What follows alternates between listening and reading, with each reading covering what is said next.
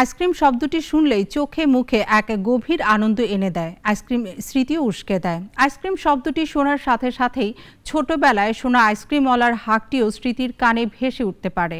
কি এমন গুণের সমন্বয়ে ঘটেছে যে যার জোরে দূরদমনীয় আকর্ষণের অধিকারী হয়ে উঠেছে আইসক্রিম?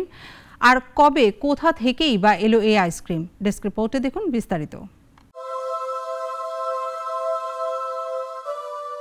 আইসক্রিমকে ইতালিতে জেলেতো, ফ্রান্সে গ্লেস এবং রাশিয়ায় মোরোজেনো বলা হয়।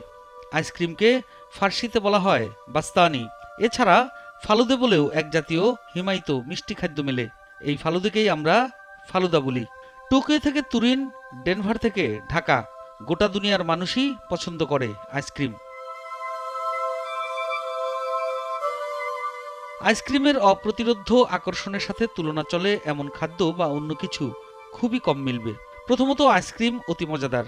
ক্রিম বা ননি, দুধ, মিষ্টি, রুচিকর সুগন্ধ বা ফ্লেভারিং এসবের মিশ্রণকে যথাযথ প্রক্রিয়ায় হিমায়িত করলেই হয়ে ওঠে আইসক্রিম।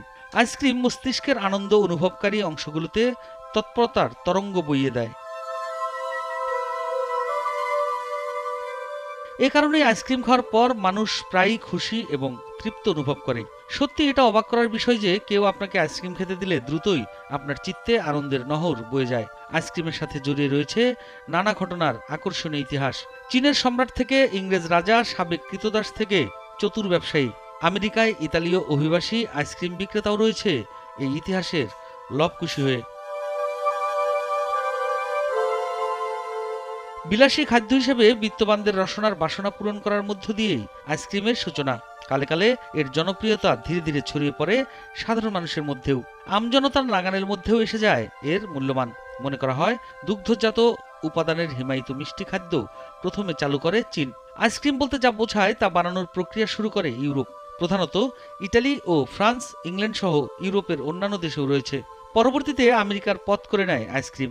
দেশটিতে ব্যাপক জনপ্রিয়তার তুঙ্গে পৌঁছে যায় অল্প সময়ে। গোটা বিশ্বে আইসক্রিমকে ছড়িয়ে দেওয়ার কাজে বিশাল ভূমিকায় ছিলেন মার্কিন আবিষ্কারক এবং ব্যবসায়ী মহল।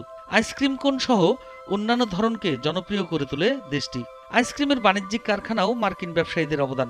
আজকের দুনিয়ায় নামকরা অনেক আইসক্রিম কোম্পানির শিকড় রয়েছে মার্কিন মুলুকে।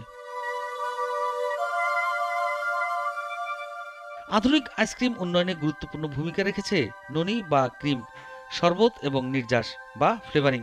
তবে এক্ষেত্রে অন্য আরেকটি গুরুত্বপূর্ণ বস্তু হলো বরফ। বরফ যে প্রাগ ফ্রিজ যুগে বিলাসী পণ্য ছিল সে কথা এখন চিন্তা করাই মুশকিল। ইতিহাসের বেশিরভাগ সময় জুড়ে বরফ বলতে দামি, দ্রুত ক্ষয় হয় এমন পণ্যকেই বোঝাতো। নাগরিক নিউজ ডেস্ক। ওয়ালটন ফ্রিজ কিনে অনেকের মতো আপনিও হয়ে যেতে পারেন মিলেনিয়াল। সেরা পণ্যের সেরা অফার।